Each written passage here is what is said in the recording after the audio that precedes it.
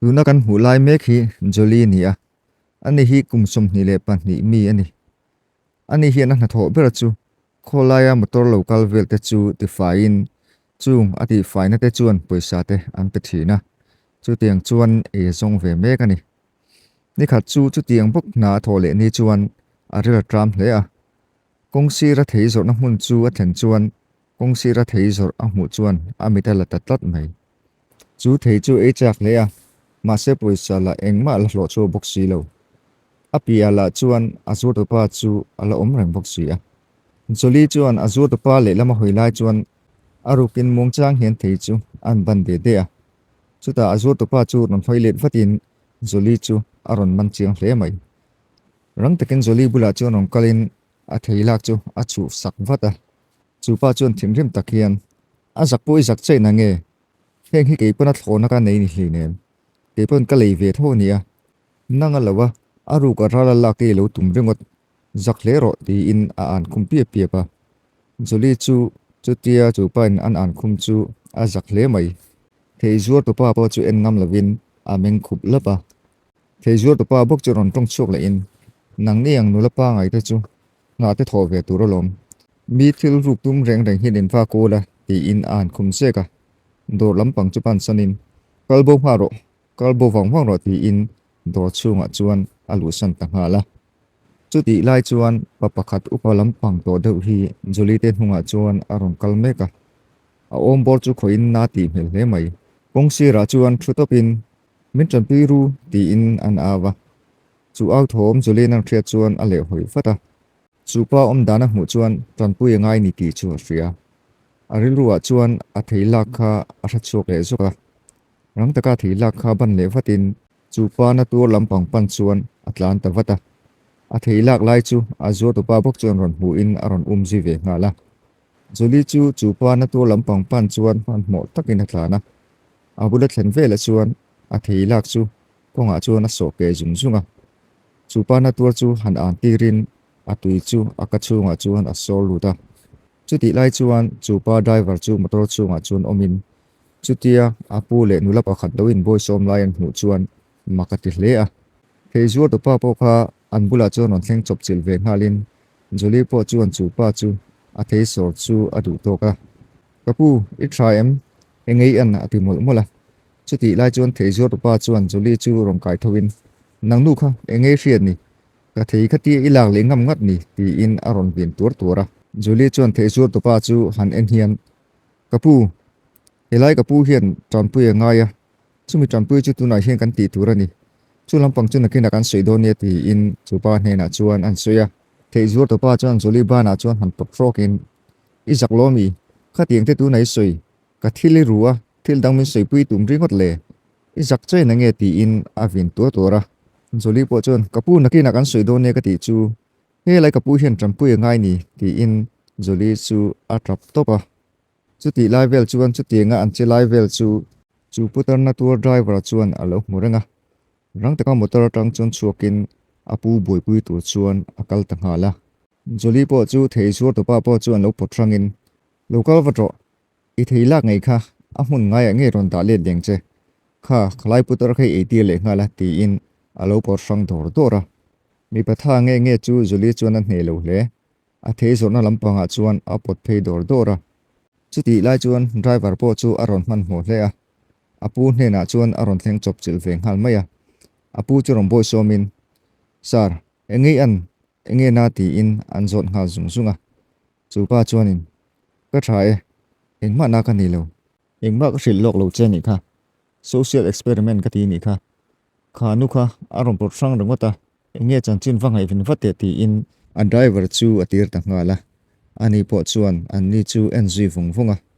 driver po chuan rang taken jolly te chu a ji ngala an hnunga tang chuan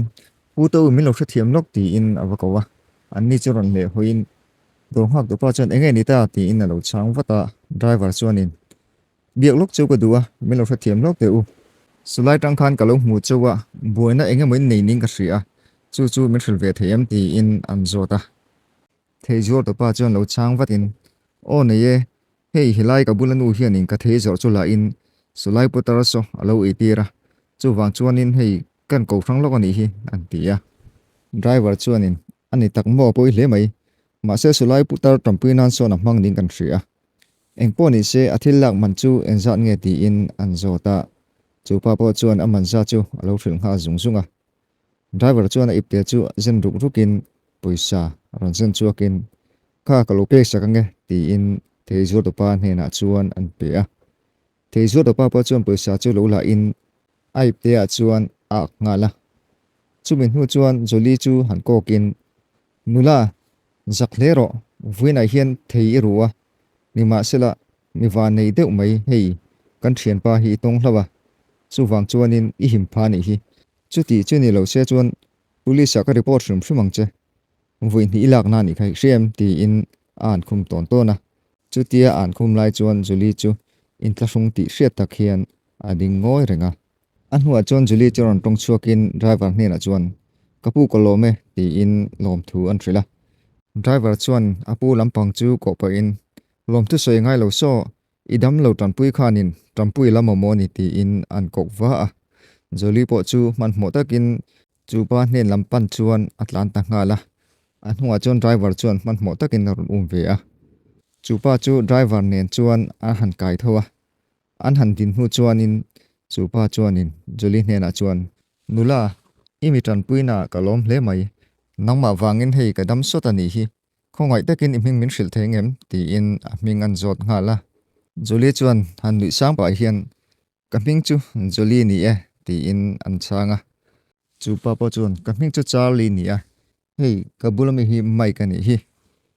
ani nen hian nitin kan in zui thina helai vela po hin kan ron kal thina lom ti in an soi zung zunga chu mi hnu chuan zoli lampang chu han thlek deuh ha in ani le zoli boite college te la kalem engei tho thin hrim hrim ti in an zota zuli chuanin zirna lampang hi chu ka kal thui lo khop mai chung ko sak nai na zir lo mio wangin tuna po hian hei he tinglai vela motor te hi ka ti fai sak thina chunga poisa min pek hom chuan kanin tung nung ve ni mai an tia Charlie chuan ani tak chu mole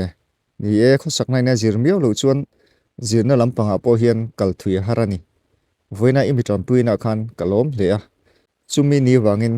tuna hin lo man pek cheka duni ti pa in ake korip te chu zenin poisa chu an la chuka zoli chuan chu vele chuan lo hnarin e Mr. Charlie kha kha ka du reng lo kha tiang put khan karon ṭanpui lo che ṭanpui ngai karon ṭanpui che ni mai khongai takin poisa min pek tum su min pek tum mala kala don chung lo kha i the e bang hela jok ro ti in a thei chu akuta chuan an pe nga la Charlie chuan ani le i chunga kalom lu tukania imi ṭanpuina wang hen ka thei ngila wang che tia zoli po chu alom me hle mai ni danga kan lein mule don nia ti in zoli chu le lampang hoi chuan akal ta nga la chutia zoli kalta chu Mr. Charlie chuan a enjoy wangwanga a driver Mike po chuanin nula fel tak zonga ni kha ti in apu hnena chuan an suya Charlie po chuan ni e a fel ti chiang hle mai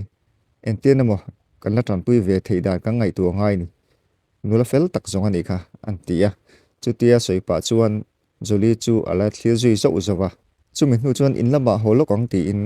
in lam pampan chuan motora chuan lutin an kalta a in chunga chuan mi pa le hmeichhia hi an lo ti tia he mi te pahnih hi Mr. Charlie falak te ni in hmeichhia zoki Rika ania mi pa zoki Tomani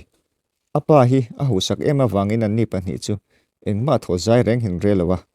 an pahnih hian apa sum chu an chen ani ringot tunan ti mek po hi apa suman man ral dan tur an soi dun vel hi alo ni a chutia an pahnih an ti mek lai chuan apa chu driver nen chuan in chunga ron lu thutin an ti chuan top chiang hle mai rang takin apa lampang chu anon pan ngala chutia panon pan chu Mr. Charlie chuan in pahnih chuan engei lo soi le a poisa bok min dileng mo ti in an zot ngala Rika chuan ka pa hi engki ma hen min ring se em zel ringota poisa te chu kan mo veng chu tuna poi lo ho har kan ti to te ngai sin an tia chuta Mr. Charlie chuan ani rengang chu engma tho chuen nei lova in that che bok suya chu wang chuanin poisa nei lo ni hi puiting ni to he tia ka tho chu sa ringot mai in tuma min chen in tum ring ko chuan dik lawang na tho tu ko hril cheu la eng mai thok pi boxi lo ti in an hawa rika chuan in pa chu nin om min hau reng reng ko ta kan thian te party na kal kan ngai nia mo poisa chu ti in an dil le a charlie chuan poisa ti tu hum remat mai ka chom rei to khop mai cheu puiting ni to ka ti kha tuna chuan ruma fakal photeu na kina chu chu kan ngai tu don nia hei mic nen hin ro rel kan ngai tlat na kina ruma lo fakal ro ka ti chu ti in an thrila room lampang chu an pan san ta a fa te kal nu chuan charlie chuan mic ne na mic khai hriamo ka fa te chu kha kha nia an ha thlak le mai ka fa te tak tak an ni hi achang chun ka ring theilo ani kha le chen kha kalo en kol to achang hi chuan min ti bei dong thin khop mai an ti a ani na taka chuan mic hi a driver ni ma sela achang chuan driver ang mai in levin an chung ko ang mai ngaya a har sat na le a hlim na hi a driver hnen hian a hril hnem khop mai chuti khopa apu in a rin awang chuan mic po hi apu chunga chuan a rin em ani charlie chuan an soi chun zom le in mic kha nula min puitu kha karel ruala reng ani an ha tho an soi khan kha tiang lai vela wak mai mai mi hnui han thok tur chuan ka khong ai ani chu wang chuan kan ina hian ron du se ka ti khop mai ka fa te hi han en la eng man thok pe box si lo chu wang chuan khalai vela khan ala ka ring tlat kha nula zoli kha wajong chuk la ka du ni kan ina hian bule du lo hi chiang taka zo ka du ni an ti a mai po chu chu ti apu in an tirta ka chuan all sar ti in pon lampang pan chuan kong khar lampang chu apan ta nga la zoli kal ta po kha an hangai chu thok le in awan nei siamin motor ti fai tur chu a mu mi la lim taka motor chu ti fai in a ti fai pa chuan a zai rat rata achang le Mr. Charlie a ṭanpui dan te le aril tama wanga theyalak mai dan te angai tu let boka chutia ti fai zot nu chuan driver hne na chuan poisa chu deal in kapu ka ti fai to ti in hoi hom takhian poisa an dila driver po chuan poisa chu lo pe in lom takhian poisa chu la in lom thu a hril mol mola chutia lom thu te hril zot nu chuan juli chu poisa han en chuan poisa tho chuata ka wang chuan a hlim hle a aril trampo ei tu leina an nei tak chu aloma wang hian a hnuka ul nge a nakin dewa chuan a ha to dew wangin pulrem lai a chuan an thu chol wangwanga a ha dam deuh hnu chuan phul atang chuan tho chuakin ti fai tur zong chuan a chuak le chia chu ti lai tak chuan hnung lampang atang chuan mic chuan rong ko thutin zoli po chu rang takin a ron le hoya chu tia mic kan hmu thu chu maka ti hle mai mic ne na chuan zo na zot hal thuin enge kan im mule tak tu ta ti in an zota mic chuan nui vur pa hian ke chuan ka mule thut lawang che ti ka hlau na ka lain ka zong char che lom ka zon na rei to che an ti zunga zoli chuan deuh vel khera che enge ni ta takin poimo omami ti in an zo thale a mic chuan takin tu na hian ka pu khan mi ron tirani i ṭanpuina wang khan alom hle a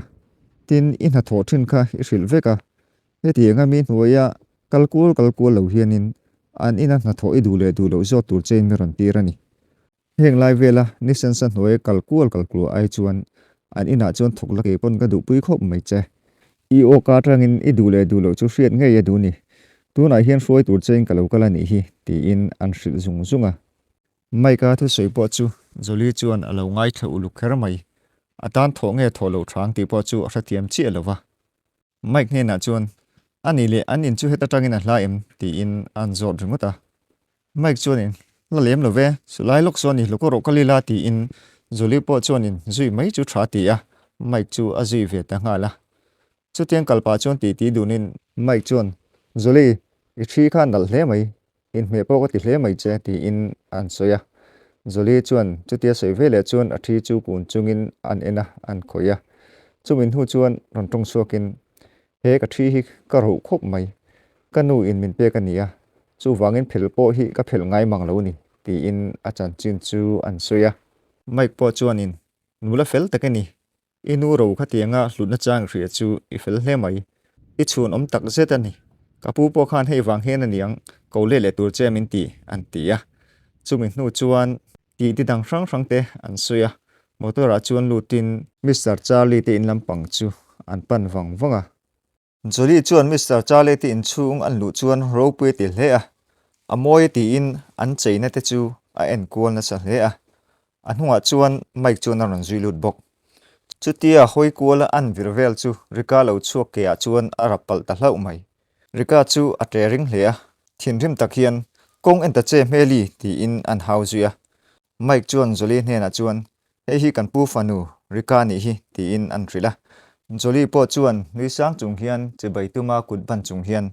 ka ming chu Jolie ni e ti in an ban phaya nima sela rika chuan che bai reng alo tum lo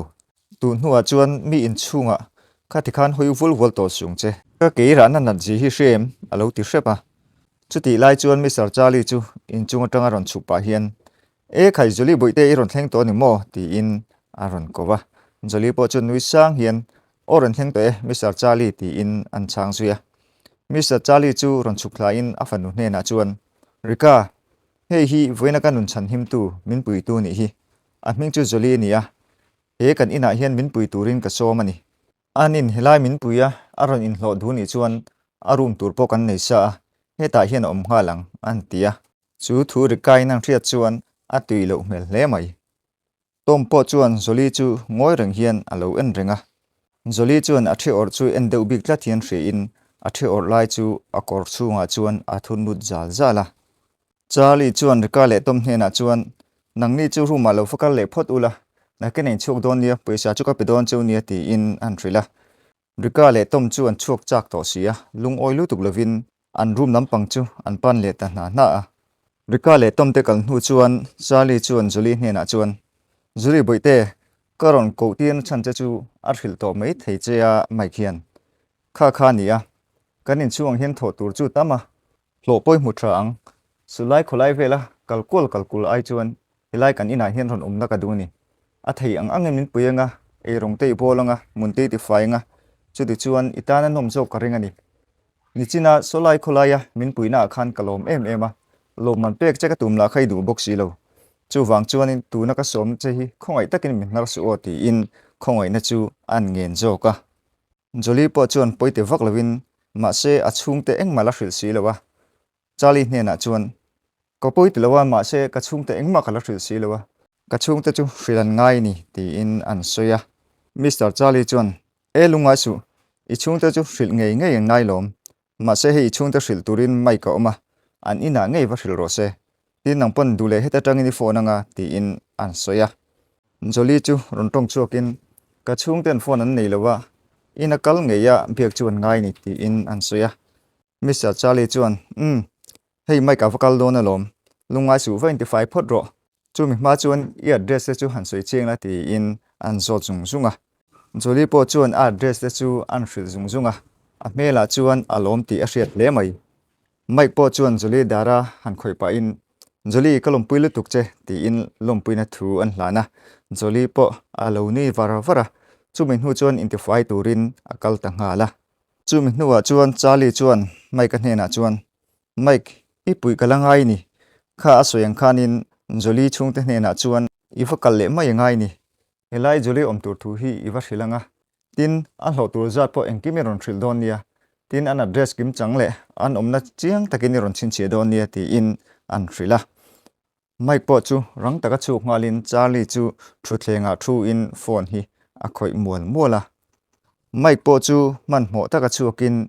Jolie te omna veng lampang chu apana Jolie hrilna an address omang an in omang chu azong mek ani in pakhata chuan dakin a ko vok voka nu pakhat thau lampang deuh hi ron chuakin chunu hne na chun Jolie hrelo thu an zota chunu chuan hrelo mel deuh hian a beka hiat nu a an huwa chuan hanin ngai tu wangin Jolie chu hre chuak ni om tak hian aron au chuka ka hria so lai dewa chuan an in chu om ti in an soya Mike po chuan a hrilna lai vel chu pepara chuan an chin chia zunga chu mi hnu chuan lom thu te han hrilin Mike po chu man mo takin kal le a chunu po chuan Mike chu a thlir zui renga Mike po chu man mo taka kalin chunu in a hrilna lampang chu apan wangwanga in pakhat awatlen chuan kongkhar chu an kik data nima sela chang tu reng an omlo an kik le thina chang tu nom thei bok si lo mike be dong chuan kong khar ong chu an bi dek deka chuti lai tak chuan mike kar bula chuan mei che pakhat thi local mekin anin bulvela motor local kha chu an thlek do wang wanga chuti lai chuan mike po chuan kong khar ong chu alo bi dek deka chu nu chuan motor chu arong kal pel nu chuan an kong khar chu te lo bi dek dek chu tunge ni ti in an ko voka chu vele chuan mike chu ron tlan let vatin kapi hilai hi in inami ti in an zota chu nu chuanin oni e nge ni ta ti in thadewin alo changa mike po chuanin kapi hilai hi juli te in ani em ti in an zota chu nu chuan oni e joli kha ka fanu ni kha ti in alo changa mike chuan ani mo fanu in ei fel hle mai juli nen khan voina kan in hmuwa sulai khawlai vela motor vel ti fai tur zon reng ai chuan kapu in ompui ta na duwa chuta chuan juli po chuan oma duwa chumi dil sak tur chain helai hmuna hian karong kalwang wangani ti in chunu hne na chuan an soya chunu chuan ani chumule amaina du pho chuan thokse ni mailom joli kha ka fanu dik tak ani lawa kan upa ber fanu ani ano pante tin anu ina thi sana chumini wang chuan ke hian ka en kola ka u naw dangte an boral vek to a kan pahni in helai hin kan khosa du nani juli khan ni e nula fel taka ni sin adu pho chuan imbula chuan omro se ti in omchu an phal saka mike po chuan chu tiang thu an hria chuan alom hle a lom thu te an soi zo nu chuan akal le tamaya juli chu chali te na chuan omve in a thei ang chu a thok ve zela tungpha chu thingpui te chu siamin aboi hle a chu tia thingpui siam lai chuan abula chuan rika chu ron lut thutin a hnunga chuan tom chuan a ron zui bok rika chuan juli chu ron be zung zungin khaivan boi om ve nge siama ti in a ron sota rika chuan a hma lo vin hrep to wang chuan a zam hle a zo te hian thingpui ka siam don ani hi ti in an mani po en ngam lo chuan a lo changa rika chuan o zangwa hian ani tak chu iwa felve kapa du jok thingpui hredu em ti in an zota chutia ron ti ta ka wang chuan joli po chu a hlim ve hle a nui sang hian o hredu e engma adu zo men hril bok si lowa ka thiam ang kalu siam ve topa ti in an hrila rika chuan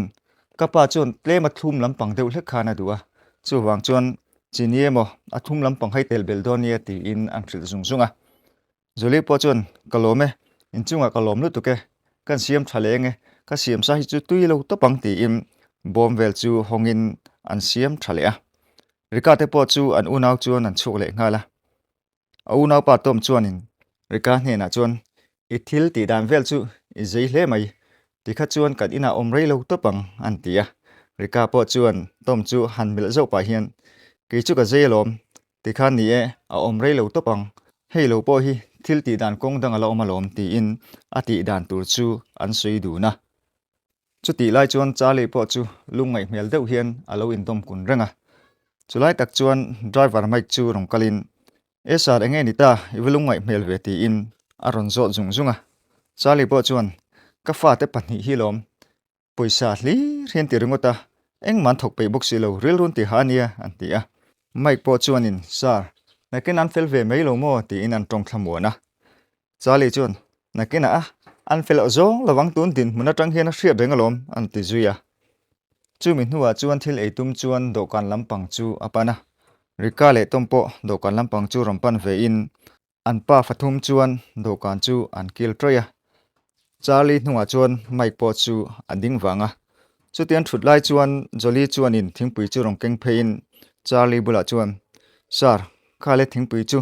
kasiam thiam lawa amaro chu tui takin inang cheti in nui sang hian an pe a chuti lai chuan rika le tom chu lo in mil hrekin an thil tum chu an hriat dun hmel hle mai Charlie chuan thingpui no chu la in thingpui chu mong chang in an ina thingpui an in che chu a chak rang hle mai thinrim takhian a ron ang chuka avan thlum em ve ka taksai na ngei hi nem ti in an anga chuti lai chuan joli chu ambula chuan alo ding zum zut mai mic po chuan makti takin apu chu alo en ringota chu vele chuan in rika chu ron tho chukin e heu ka hrilang che khani siam sak na nge ka pa hian thlumangai na loti ka hril vek che kha thil thuma e chuan apu mana zel ti ka hril che kai hrelo mi ti in joli chu aron vin tu tora joli chuan rika hne na chuan imi hril dan thlap ani kha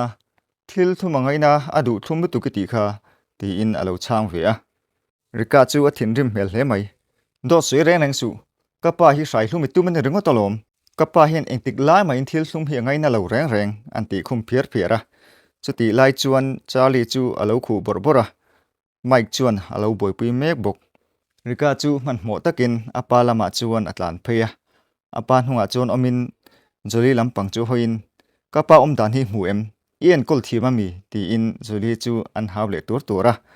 apa hena chuan kapa engi an e thai em ti in apa chu ngai sak om tak hian an oma chuti lai chuan joli chu in thiam lo tak hian ding chung in lo trap pura tom po chuan lelam tang chuan thut pa hian alo en renga rika po chuan apa hnunga tang chuan tom chu ron mit sirin anui vara vara joli in thiam lo lu tuk chu rang taka room lampang chu panin atlan ngal nal nala room bula chuan a han trap vak rengota mike chuan in joli chu a khongai hle a thingpui siam kha ama du dana siam ani aring haulo joli chu umjuin joli bulan thlen chuan joli chu zoite hian an kowa joli chuan alam chu ron hoin mike kha thil kha kema du dana ti ka ni mi alawani ti in lungche tak hian alo hrila mike po chuan in nia karing chelom nangmani du dan takai siam ani karing haulo chu wang chun lungai re rasu antia joli chu alung chezual hle mai mike chuan adara han khoi pa hian kapu charlie po hian aring em chea tunami pokha iti ni ring haulawang afa tian solvea chu wang chonin thil hi ido thiam ve ngai nia lokoro tabrang su ti in kai tho antuma joli po chutia kai tho an tum ta ka chuan muang chang hian a tho ve maya Mahse lung chi na chu a re thei haulo tlai lamania tom chu a boi hle mai ruma chon file te ha in lekha poimo zong ni om tak hian a boi hle a ni Mahsela a mu thei mai lo he lekha zon hi thil poimo takania ani na taka chuan charlie hian fatak tak ani ni Mahsela chu fatak tak chu khonge om ti hra si lowa a fatak tak chuan 3 or ti ngei chu hria a 3 a po inzia ka om ti po hria chu a fanua nu ming ngei chu ni chu mi thil inziak ming chu tu na toma file zona hian a oma tom chuan mu ngei chu atum ru hle chu a zona chan po chu joli thria khan thil inziak ka om tlatani kha inziak nen khan in angina hretlata chu mini wang chuan file chu mu ngei tum chuan a hai ngat ngata chu ti lai chuan joli chuan kongkhar chu arong kal tlang meka chu tia kongkhar in hongdek de kan mu chuan an dak china tomalo in hai boilu tuk chu an mu chuan makati hle a chutia a en reng lai chuan tom chuan kongkhar lampang chu aron en thuta joli chuanin a hmumanang ti hlau takin man mo takin atlan chia ni Mahsela chu atlan china konga chuan a thi chu kongkhara chuan a in bat ta hlau mai a hmumanang ti hlau si atlan san taringota chuat lai a chuan a thi chu a om taran mai man mo takin an en thla moti in tom po chu kongkhar lampang pan chuan arong kala kongkhar pon an thlen chuan thi chu a hmuta mai man mo takin thi chu an chara chu thi chu an en chinga an thlek chuan joli ta ngei ti kha a hre chiang ani thil inziak po chu a hre chiang hle a thin rim takhian ama chuan awan mule don lo tak em tin ka pa pon a hmulo bokang he thu hi tu ma na hre chuak tur ani lo ti in akal ta deya rika chu ve nei tak hian in huai hian ama chau hian oma chuti lai chuan tom po chu in chunga tang chuan aron chuk thameka rika bularon thlen chuan rika chuan lo benghal borborin entinge kan ti le zel don khatiang rongot chu ala holu tukania antia tom chuanin ka hra thiam lo khop mai thil hi a boi thak vek don ka ria thil mu chu thar kania kapa soi fo thin thia thil inje khai hrianga thia khan thil chu enje ngeya keipon ka mu ngei ni kha thri kha room kong khar bula juli na thlawa ka chara kai te hin ka akheu Mahse ani ngei le ni ngei lo chu kha pe para khan enje ka kha pe par kha ka mu zo ta tlat lo mai antia rika chu aril rungai tu na kal ding ti hriat takhian an ding ngoi wangwanga chuta ron tong chuakin ti dan thar ka hria a chu ngei na tur ka hria ni kapa Fanu ni in ni lo Mahsela a chu ngei ngai aruma khian nangemo kemo kan lutanga a hmu lo tur si in puisa kapa puisa ngei chu aruma khian kan da thaturani ti chuan ka pa chuan a bo ti hreng ei nga ke ni min ring hlelang a tom chu ron tong chuakin chu tiang chu chi dona mi ti in ban phar meu hian ron suya rika chu a saphat mai chu tianga kan ti lo chuan enting e ma kan la kang a chu nge hi angai kan ti ni lom ni chu ba ka pa Fanu lo ni ta se enting nge ke ni kan omanga chu tianga kan ti chu ngai ni an ti a tom chuanin ani si chuan tuna ma kan lak nga langai ni chu arang theyang berin ma lang o ti in chung lampang pan chuan an pahnih chuan an in zui chho nga la tlailama chuan cha le chu a poisa bo ti hria in rel ru ha tak hi an oma abula chuan mic chu omin mic hne na chuan rika le tom hi chuanin poisa chu min dil ngei maya ka phal lo chung chu engma hi min lak sak ngai lo sin le ti in an hrila chu ta rika po chu ron thleng chop chil ve ngal mai in kapa poisa bo kha keima ni kan nim mi alo nia irin tu na kan ina om joli hi ni karing tlatani ama izot trim to a hantia apa po chuanin zot chuang nang ati du po ka ring lawe antia Mahse han ko re tu ti in joli chu an han ko wa joli po chu an bula chuan lokalin in tla hrung takhian ading renga chali chuan joli chu lo bia in joli ka poisa bo tat meya ilo la mi alem ti in thatak in an zota joli chuanin makati mel hle mai kala lo re ka pu han la don po ni la I poisa dana ka hrelo hrim ti in alo changa chuta rika chu ren enroll vatin I hriat ka ring tlatani a hmain kan poisa hi bo ngai lo hrim aron tia tom chu abula oma wangin a soi konfi hle mai joli chuan tra o tro hian voi khat ma mi poisa hi kala langai lo sin pathian mingin ka soi ngamani in du chuan ka ruma ka bek zong te thil zong ki in hai theyang pathian mingin ka soi ngam tak zetani kala lo tak antia chali chuan engpo ni se ni e a hmain engma bo ngai lowa tuna bo ani maya ni Mahse la a bo na hun hi azim tlat chu wang chuan tu te room pok an check vekang tuna chuan joli room kan check ma saberang antia chutia apa tu sei wang chuan rika le tom chu an in ena an nui sak mai chumi hnu chuan in chunglama joli room lampang pan tu chuan stepa chuan an in zui chho thama joli room chu an han luta rika chuan han check zungin thuam no bom vel te chu an hai kual zunga chuti lai chuan asira chuan midang chuan an lo en thupa an hai zon hu chuan rika chu ron ding chuakin poisa hi aron lek chho wa chuti ron lek chuak chu chali chuanin makati hle mai poisa ron lek chho pa chuanin hi poisa chu ni lo mi ka pa poisa nge chu aning ka hria antia joli chuan makati hle mai makte ta ka ron tong chuakin avan mak ve poisa kha ka dani lo hrim kala lo bok kha tenga poisa tam kha voi khat ma kala mulo ka dani lo tak antia rika chu ron tong chuak vele in I dani lo se tuinge da chungang amain helai hin lo om top lawang atir khan sui travel hle ta che nangma wang hin keile ko u hi min rin hel phani hi ka pa hian tuna chun thudi kan hreta anti deuh faka chali po chuan makati vel hle a chuti lai chuan joli chu atrapura makpo ti hle ni kala kani lo tak anti ringota chali chu mongchang aron tong chuakin engpo ni se joli tuna chuan kanin hi milo chua san phot mai te imi ṭanpuitu na wang khan ichunga kalom a misual chu ni lo ti ka hria ni Mahse la I ruma nge hei poisa kan musia milo chua san phot mai ta che ti in odam takhian an hrila chumi hnu chuan rika chuanin joli bek te chu han pe in joli chu alung che hle a bek chu mongchang a han ban pa hian kala kani lo tak asin ti pa chuan kongkhar lampang chu apana trap chungin chu in chu a chua san ta a joli chuan hnu chuan rika chuanin ka ti reng kha a om ka ring tlatani ti in a unau pa chu an mel zawa a unau pa po chuan ring deke ti rengotin a lo changa chuti lai chuan mic chuanin poisa chu joli la ka ni chu a ring theilo hrim joli kalna lampang chu a enji wanga engma dang soi to chuang lovin chu room chu mongchang en an chua son hloma chali chu chuak ma saberin adota chuan rikain azuya an hung bera chuan tom chu lo kalin mic chuan thil mu anei tlat mic chuan tom chu ko dingin tom khongoi takin lo ding te ip te mi kha joli thi kha wang ve khoi mo kalo en chiang chin an tia tompo chuan an en chianga juri thi a chu alo aklor hi alo nia tom chuan animo chu lai ka chara joli thi kha chu anga ti khop mai ni elo pek mai na chang ka hrelo kalo thei hi le to ni pek le thei da ne thria chuan nang ma lo pele le me te ti in mai ka kuta chuan an hlana mai po chuan thi chu lo la ngalin thi an en chian chuan apu thil soile le kha thil in jiak le thria thil in jiak kha a hre chuak zok mai ngai tuna thar nein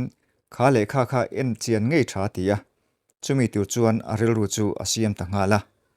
man mo takin apu te file bom chu an hai ruk ruka file sang te chu en kolin a mulok lo le ngal a beidong man trep tia chuan file pakhat chu an keu nuam nuapa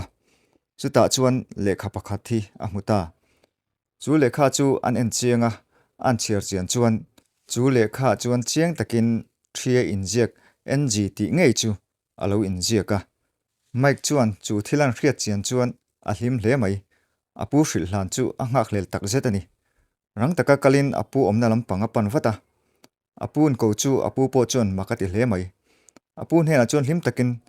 sar hei thri kha ka mu chu kani kha thi nei tu kha joli ngei kha nia joli kha ifanu chu ni thei mai ngem an tia charlie po chuan chu thi chu han banin an en chianga a injek chu paper injek nen ngei chuan alo in mil thlapa chuta ron tong chuakin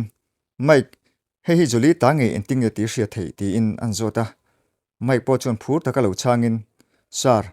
joli hruai turamin ko ni khan kan ti duna a thi moi ka ti thu te kan hril luama ani chuan chuang takhian thi hi kanuina thi ma min pe kania hei hi or reng turin min ti ni thria injek ming hi kanu ming ania he thi I or an hua tu emo in dang lamna an nei chuan chu ipa po ni thei mai thei nia ti in kanu in min hril thina chu zong chu ka hriat ani mai kano pan lai nia ka hre thui lo ni ti in min hrilani an ti a Charlie chu alunga che hle mai lung chetaka han tong chokin he thi hi ka hmangai em ka pe ka nia ani nen chun kan in nei theilowa kan omna hmun po hrang ani ni ma sela kan che sual duna arai ngei ti po ka hria ma se ama hmuturin ka kal theilo tuna chuanin afanu ka hmuta zo ka nei hi afanu chanchin hi lekha chuan ka hrengeya tuna ka kol that khiu po hi ni ka hmangai em chu ka nei theilowa ni ma sela tuna chuan ka fanu famin hrin sak ngei chu ka nei thei ngei tu ni chumi tur chuan I che le fatangai ni ti in tra o tro hian an soya mike po chuan alo limpui hle mai chuta mike chu ron tong chuakin sar alakal laman top lawang chu wangin juli chu kawa zong watange min lo ngak rengang che karei lawang ti in apu dara chuan an khoya chuti lai chuan rikale tom chu an boi hle mai file kha an lo la zong ve lo ni a thi kha tomin mai ka pek le wang chuanin rika chuan tom chu a how du chen bok man mo takin chu file chu zongin an boi dun hle a ma se an mu zo mai lo